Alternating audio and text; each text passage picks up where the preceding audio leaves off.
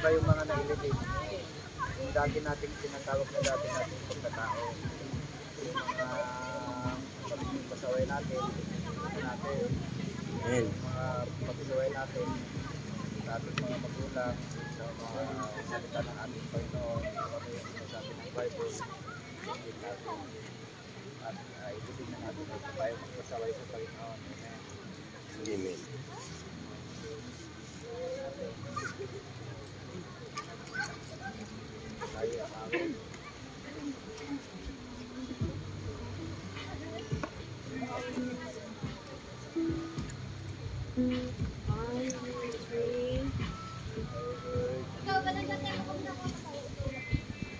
Mercy never fails me. All my days I've been held in your hand. The moment that I wake up to lay my head, I will see of the goodness of God. All my life you have been faithful. And all my life you have been so good. Every breath that I am able, that I will see of the goodness of God. I love your voice. You have led me through the fire in darkest night. You were close like no other. Known you as a father, know you are a friend. I will live to the goodness of God. All my life you have been faithful. All my life you have been so good.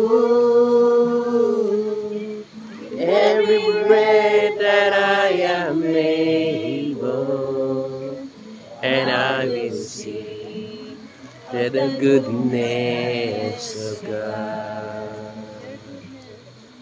Your goodness is right enough, it's not enough to me. Your goodness is right enough, right enough to me. I lay down and surrender now. I give you everything. Your goodness is running out, it's running out to me. All my life you have been faithful. All my life you have been so good.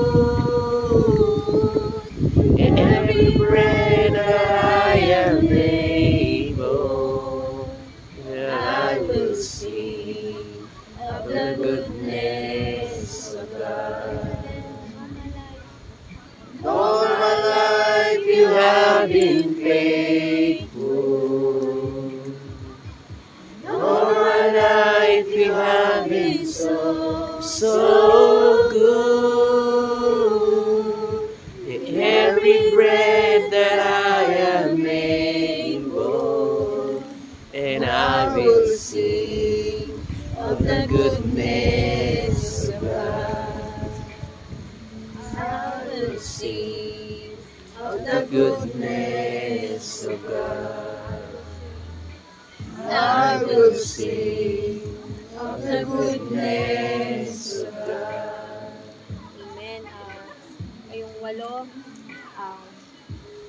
napakagandang pagkakataon nito na alalahanin natin yung kabutihan ng Diyos sa ating buhay dahil binigyan tayo ng chance na ma-born again.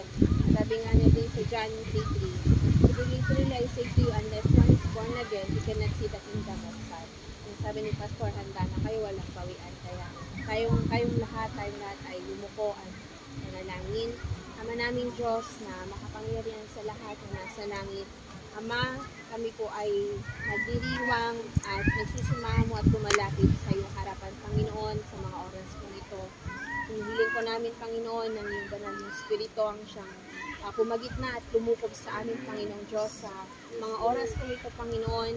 Ikaw ang siyang bumabay sa amin pong gagawin sa pagbabautismo ng 8 souls na ito, Panginoon. Lord, hinihiling po namin na ang iyong banal na Espiritu ang siyang manahan sa 8 taong ito, Panginoon, sa mga 8 kabataan na ito. At hinihiling po namin, Panginoon, na buksan mo ang puso ng bawat isa, ang isip ng bawat isa, ihanda mo ang kanilang mga kaluluwa, ihanda mo ang kanilang mga katawan, Panginoon, upang sa ganama ay matanggap kanila at maitanim, O Diyos, ang salita mo sa kanilang puso, Panginoong Diyos, upang sa gayon sa aming gagawin na ito na pagbautismo ay they will be born again, O God. Not in flesh, but they are gonna born again in spirit, O Lord. Thank you so much, O God. Tinatas po namin sa iyo at tinatalaga po namin sa iyo ang lahat ng aming gagawin sa mula sa mga oras ng ito, Panginoon. Marami pong salamat sa katagumpayan. Marami pong salamat, Panginoon, sa paggabay mo. At ikaw, Diyos, ang siyang mag-bless, ang anointing mo, ang siyang mag-flow sa mga oras pong ito. Marami pong salamat, Ama. Mga amdalangin sa pangalan ni Jesus. Amen. Amen. Useless yung pagbabatismo natin sa tubig. Hindi masulat yung pangalan natin sa aklat ng Diyos. At kung hindi natin ituhanin yung ginagawa. Walang kabuluhan kung pagbabatismo kung hindi tayo magpapatuloy kung wala tayong pananampalataya. Kaya sa oras na ito, muli tayo yung mananalangin. Si Brother Daniel ay tumanggap din siya ng pagtanggap ng pagsisisi at panalangin sa Panginoon. So yung mga hindi pa nanalangin ng pagtanggap sa ating Panginoon at pinasulat ng pangalan sa aklat ng buhay ay sundan niya ako sa panalangin. So para hindi gumagalaw yung mga kamay natin ay tingnan natin yung panalangin. Hindi magkutkot. Mamaya na magkutkot. Yan, mamaya na magkutkot. Ganyan natin. At sundan niya ako sa panalangin. Dakilang Diyos na makapangyarihan, Ama namin na nasa langit, Yahuwah Elohim, aming manlilikha. Kami po ay nagpapakumbaba na lumalapit sa iyong trono ng biyaya. At kinikilala po namin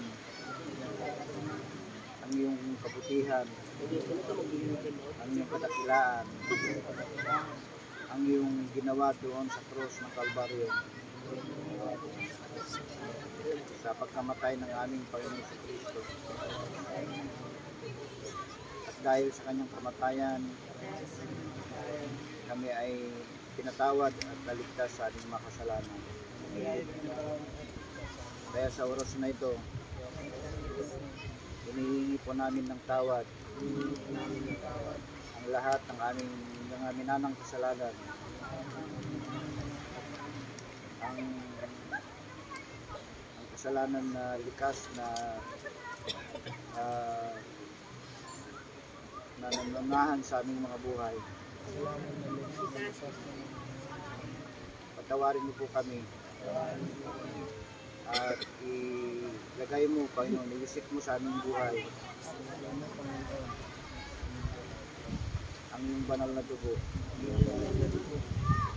sa oras na ito. At hiniling din po namin na kami ay yung tanggapin at papasukin sa iyong kaharian.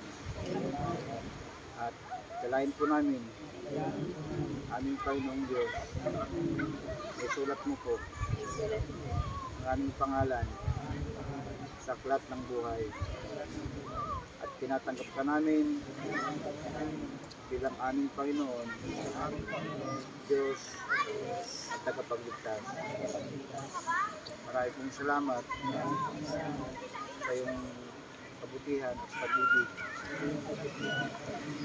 At tulungan mo po kami na makasunod sa iyong kalooban at sa iyong mga salita.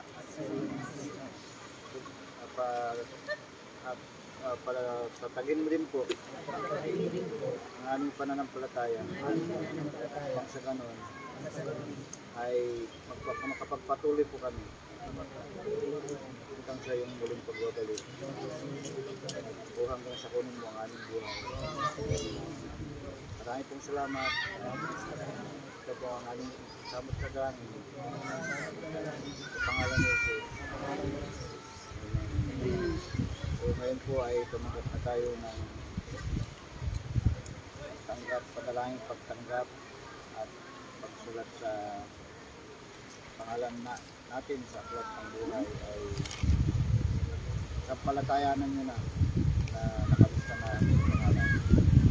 At kung kayo ay tatalikod sa Panginoon, hahabulin pa rin kayo ng Panginoon, pero kung magmamatigas pa rin tayo, ay tayo na po ang bahala. Ay tayo na po ang nasa atin na po ang